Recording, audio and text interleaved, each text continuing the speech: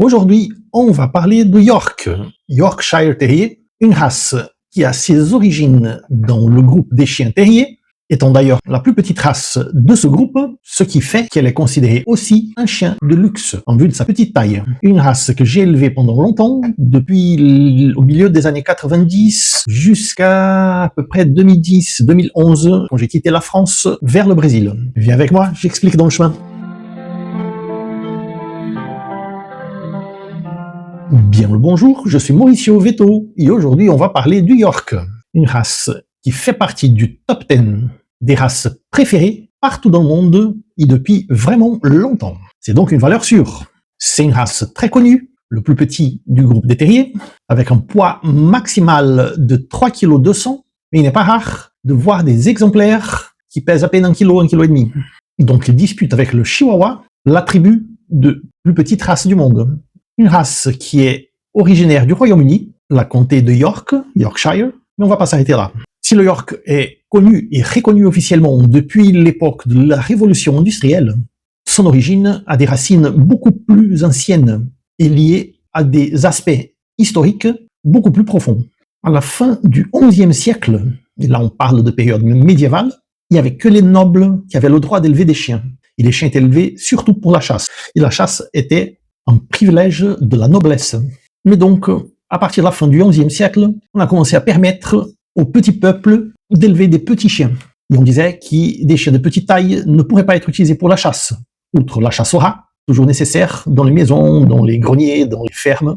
Et donc on a institué une règle qui est devenue un usage, et seulement des chiens qui pouvaient passer sur un cercle de métal de diamètre de 7 pouces pourraient être utilisés pour la reproduction pour ceux qui ne sont pas nobles. Donc ce gabarit était utilisé pour que les chiens les plus petits soient utilisés comme reproducteurs pour la chasse au rat dans les maisons. Et c'est resté comme ça jusqu'au XVIIIe siècle, quand, lors de la révolution industrielle, il y a une migration des agriculteurs vers les centres industriels. Et la partie de l'histoire qui nous intéresse, ce sont certaines familles qui ont migré de l'Écosse à partir d'une île appelée île de Skye, d'où d'ailleurs est originaire le Skye Terrier, qui est un ancêtre de notre York. Et ces familles-là se sont rassemblées dans la comté de York, et ces familles ont amené avec eux leurs petits chiens, notamment des Skye qui venaient de surgir, mais aussi les deux ancêtres de Skye, qui sont le Clydesdale Terrier et le Paley Terrier. D'ailleurs, sont très semblables au Skye. Donc ces petites communautés ont été créées autour des mines de charbon, des moulins textiles et industries de laine. Ces communautés sont directement liées à l'origine de Yorkshire Terrier. À partir du mariage de ces chiens, Paley et Clydesdale, qui sont déjà en extinction, n'existent plus comme race, avec le terrier anglais noir et feu, qui n'existe plus non plus, et le bichon maltais. Ces mariages ont donné vie au York original, un chien dont le poids était de 5,5 kg à 7 kg, à peu près le double de ce qu'un York fait aujourd'hui, un très bon chien ratier. Et à partir de ce moment, le développement de la race Yorkshire Terrier est officiellement crédité à un noble anglais qui était un éleveur connu et aussi juge appelé Peter Eden. Il essayait de développer des exemplaires avec une fourrure longue de couleur bleu acier et beige.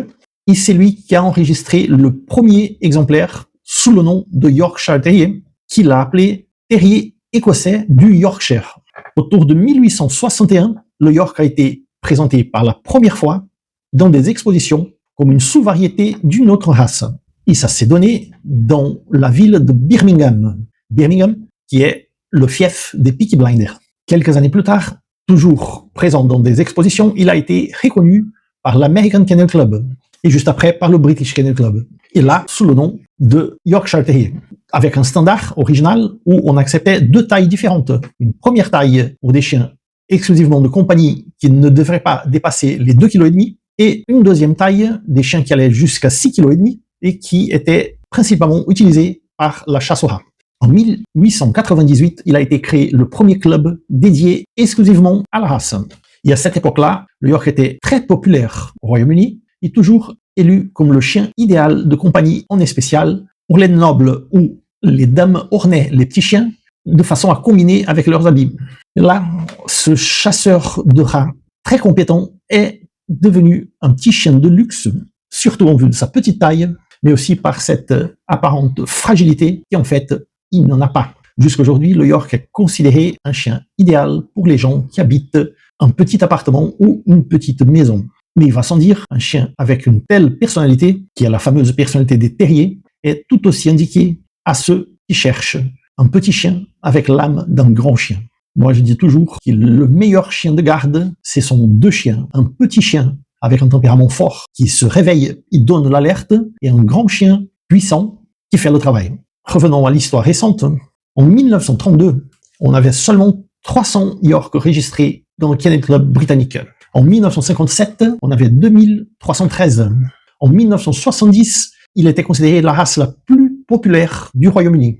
En 1990, le nombre a trouvé son toit, 25 665 exemplaires. Et à cette époque-là, j'étais déjà éleveur en France. Depuis le temps, le numéro chute doucement pour trouver un équilibre à peu près moitié de ce chiffre.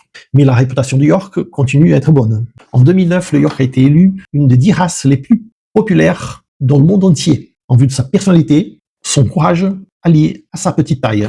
Des animaux indiqués pour la compagnie sans restriction. Donc le York actuel a un standard officiel où il est devenu un chien un petit peu plus compact.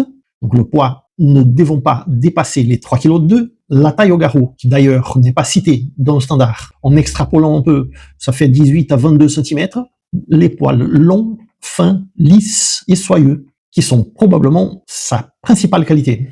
Tous les York naissent noir et feu, et avec les changements de poils, le noir donne place à un gris acier plus ou moins foncé. Ces poils qui sont lisses, ils tombent vers le côté, vers les flancs de son corps, laissant une raie au milieu qui va de la nuque jusqu'à la base de la queue. Comme elle est longue et fine, cette fourrure, elle demande des soins spéciaux pour éviter les nœuds. Donc un brossage ou un peigne régulièrement, des bains et un toilettage relativement réguliers. Il y a des tuteurs qui préfèrent faire une tonte bébé, laissant la bouille ronde de York de façon à ce qu'il se ressemble un peu à un Westie. Et c'est beaucoup plus pratique au niveau de la gestion. Comme tous les petits chiens, il y a des petits risques de problèmes orthopédiques, comme la luxation de la rotule ou la nécrose de la tête du fémur. Celle-là étant un peu plus rare. Vu que ce sont terriers, ce sont des chiens assez énergiques. Et il est toujours bien de leur proposer des petits moments d'exercice réguliers, soit dans la maison même, soit des petites promenades en dehors de la maison. La dentition, les dents demandent aussi une petite attention, parce qu'ils ont une bouche très délicate, et le York est le roi de la double dentition. Ce sont les dents de lait qui ne tombent pas et que se superposent à la dentition définitive. Or, c'est un problème simple à régler. Soit chez votre vétérinaire qui va enlever les dents sans aucun problème, il n'y a pas de racines, soit même à la maison en faisant un petit peu plus attention, ou donnant un petit os à ronger, un petit jouet qui va permettre au chien d'utiliser ses mâchoires de façon à ce que ces petites dents tombent. Donc le York qui a été produit à partir du Skye Terrier, du Pale, du Clydesdale, du Black and Tan English Terrier et du Maltais, a donné lui-même origine à deux autres races. La première en Australie, le Silky Terrier, et aussi beaucoup plus récemment, le Bewer Terrier, apparu à la fin des années 80, début des années 90, qui n'est rien d'autre qu'un York bicolore. Il y en a qui disent tricolore à cause de noir et feu, parce qu'il est noir et feu et blanc, mais je ne considère pas le noir et feu une couleur, et plutôt un padron de couleur. Le noir est toujours de la même façon, et le feu est toujours dans les mêmes endroits du corps du chien. Initialement, on considérait un Bewer York Terrier comme si c'était une variété du York. Aujourd'hui, elle est une race à part entière, et elle est appelée Bewer Terrier. Dans son standard, on accepte des tailles un petit peu plus avantageuses que celles du York. Tout ça est encore en évolution, et ça, c'est ce qu'on aime le plus dans la cynophilie, la certitude qu'il s'agit d'une activité vivante et en évolution constante. Je laisse ici une playlist avec d'autres vidéos sur des races de chiens, et ici un petit bouton pour que vous puissiez commencer à nous suivre régulièrement. Et à bientôt pour une prochaine vidéo.